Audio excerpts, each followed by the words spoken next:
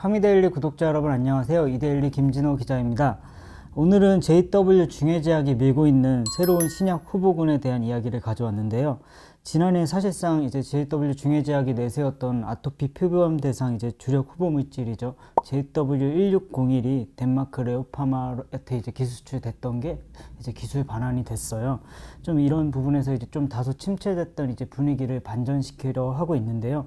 이제 JW 중해제약은 크게 이제 통풍, 항암, 재생의학 쪽인 이제 탈모까지 해서 이 세 가지 분야에서 신약 후보군을 지금 발굴해서 이제 임상의 개발 단계를 이제 진전시키고 있어요.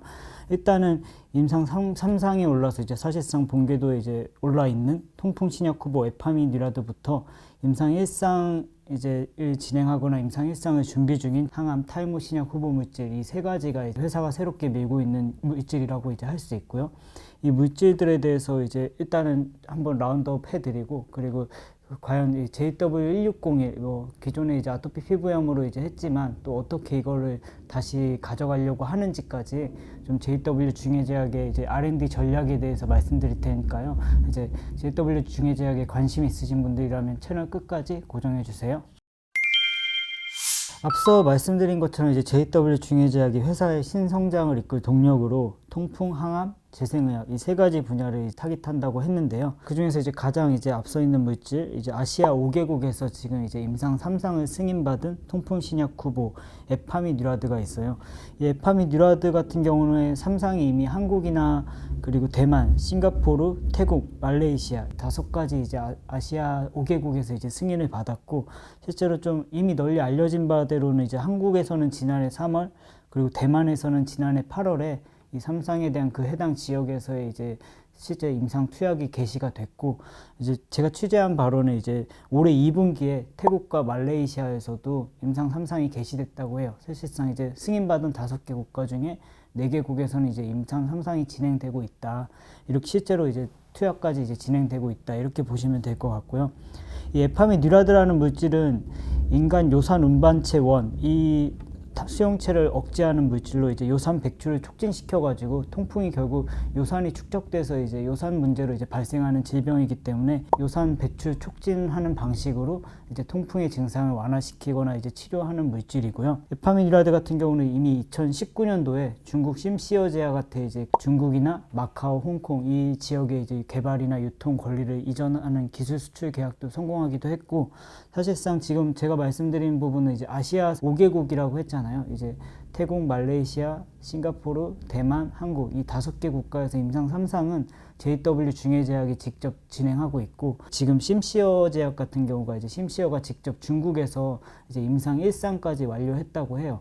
사실 회사 입장에서 이제 심시어에 대한 내용을 뭐 직접 언급하는 건 좀 자제하는 측면이 있고, 일단 임상 1상까지는 중국 내에서 이제 완료가 됐다. 뭐 임상 2상의 이제 개발 진전이 이루어진다면은 뭐 가까운 시일 내에 이제 관련된 기술료도 이제 받을 수 있다. 이렇게 하고 있고요. 통풍 환자 관련해서 이제 단독요법으로 쓰는 거 이외에도 지난 2월에 이제 식품의약품안전처로부터 이제 JW 중해제약이 에파미뉴라드랑 비스테로이드성 소염 진통제로 알려진 나프록센 성분의 이제 병용요법의 임상 1상도 승인을 받았어요.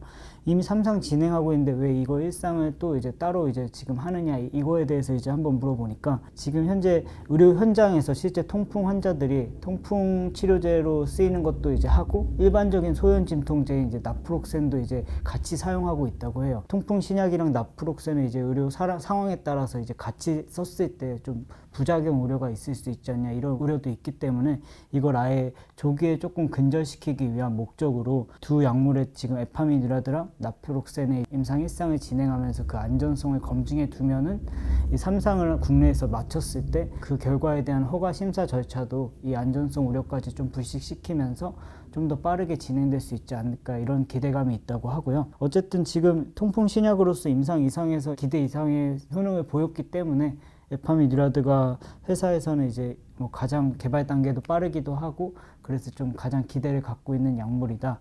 뭐 이렇게 한번 보시면 될 것 같네요. 통풍 다음으로 이제 중해제약이 노리는 것이 이제 항암이랑 탈모 시장인데요. 지난 4월에 중해제약이 이제 좀 3중 음성 유방암 등 이제 고용암 대상 JW2286의 국내 임상 1상을 승인받았고요. 3중 음성 유방암은 사실상 난치성 암이라고 이제 알려져 있는 것들 중에 하나고, JW2286이 이제 난치성 암 분야에서 이제 좀 적응증을 투약하는 무대에 올라가게 됐다, 이렇게 보시면 될 것 같고, 사실 지난 3월에 회사가 이거에 대한 임상 시험 계획서를 제출했기 때문에 3개월 만에 되게 빠르게 이제 진행 그런 결론이 나왔다, 이렇게 보시면 될 것 같고요. JW2286 같은 경우는 흔히 STAT3, 스탯3 억제 기전을 가진 퍼스트 인 클래스, 이제 회사 측에서는 그 기전을 가진 약물이 없기 때문에 퍼스트 인 클래스라고 이제 홍보를 하고 있고, STAT3, 이제 스탯3라는 거는 이제 우리 몸에 염증이나 항암, 이제 다양한 생체 기전에 야누스 키나제라는 잭이라는 단백질이랑 스탯이라는 단백질, 이 두 단백질이 엮여져서 이제 시작되는 그런 신호 전달 체계가 있어요. 이게 이제 우리 몸의 많은 생체 기전을 담당하는 되게 중요한 신호 전달 경로 중에 하나고, 이미 이제 에브비의 림버크나 화이자의 제잔지 이런 약물들이 잭 단백질을 이제 타깃하는 약물로 알려졌고, 잭보다 바로 하위 단계에 이제 작용하는 단백질이 스탯이라는 단백질이고, 이것도 1, 2, 3 이제 다양한 단백질과 아종들이 있고, 그 중에 이제 스탯3를 이제 작용하는 물질이 이제 지금 JW2286이고요.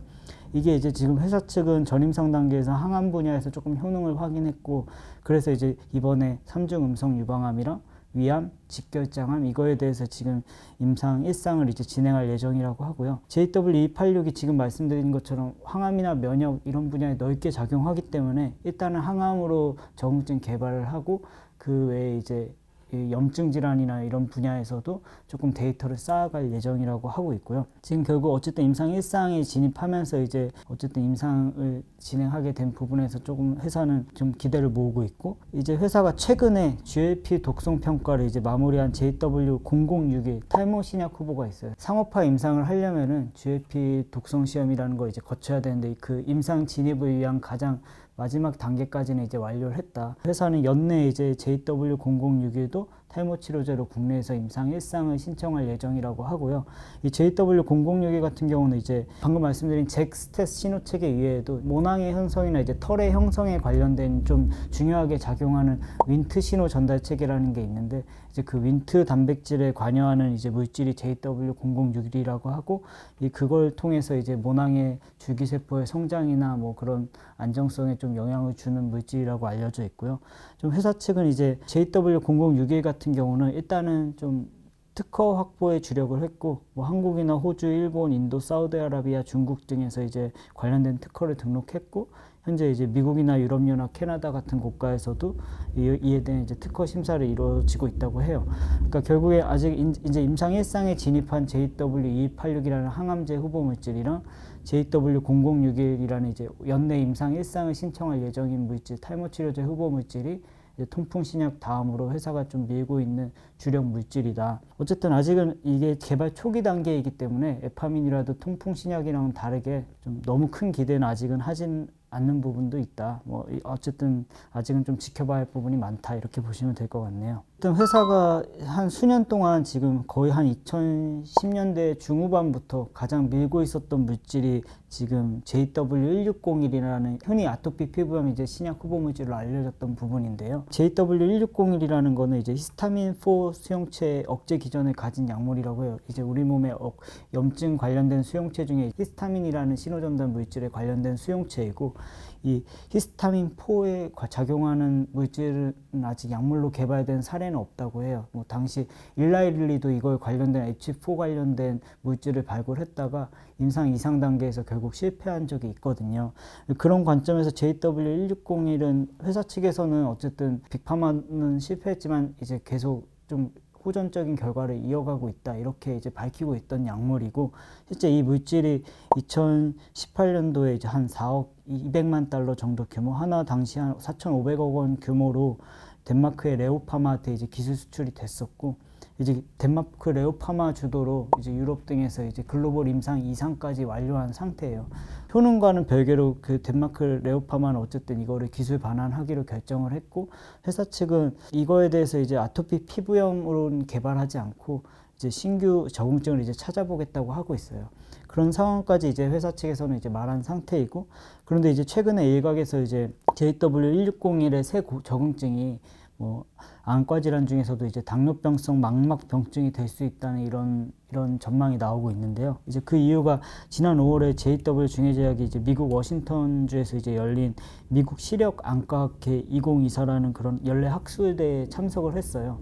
여기서 이제 JW 중해제약이 이제 좀 홍보한 물질이 이제 JW1601은 아니었지만 이거랑 같은 기전을 가진 또 다른 H4 수용체, 이제 히스타민4 수용체 억제 기전의 약물에 대한 소개를 했고, 그 물질이 이제 적용한 그런 적응증이 당뇨병성 망막병증이었어요. 그래서 사실상 JW160이랑도 이 같은 기전을 가지고 있기 때문에 안과 질환에서도 당뇨병성 망막병증으로 신규 적응증을 하는 게 아니냐 이런 얘기가 나오고 있고, 실제로 뭐 회사 측은 아직은 안과 질환인 거는 맞지만 JW1601을 실제로 어떤 타깃 질환으로 뭐 정확하게 세부 적응증은 밝히지 않고 있는 상태이고요. 어쨌든 이 JW1601이 임상 2상 단계까지 진행됐던 물질이었던 만큼 뭐 당장 바로 이 물질을 완전히 폐기시킬 수술은 전혀 아니라고 하고, 그리고 지금 말씀드린 통풍 신약 후보 물질 에파미뉴라드의 임상 3상, 에파미뉴라드의 임상 3상이랑 그리고 JW2286 이제 항암제 신약 후보 물질, 그리고 이 탈모 신약 후보 물질인 JW0061을 일단은 개발 진전시키면서 JW1601이라는 이 새로운 안과 질환으로 이제 발굴하려는 시도까지 이어가겠다. 4가지 종류의 이제 신약 파이프라인을 임상 개발 이제 진전시켜 가겠다는 이제 전략을 세우고 있는 상황이고요. 그리고 이제 JW 중해제약이 작년 10월에 뭐 기술도 반환되고 좀 이제 좀 사회적인 뭐 리베이트 문제까지 있으면서 조금 많이 침체된 분위기가 있었다면은 올해는 이제 그거를 좀 반전시키려고 좀 임상 개발, 특히 신약 개발에서 좀 성과를 내보려고 하고 있다. 이런 점을 좀 이제 눈여겨 보시면서 JW 중해제약 관심 가지신 분이라면은 투자를 좀 이어가시면 좋을 것 같네요. 네. 저는 여기서 이만 물러나고 다음 시간에 더 알찬 소식으로 찾아뵙겠습니다.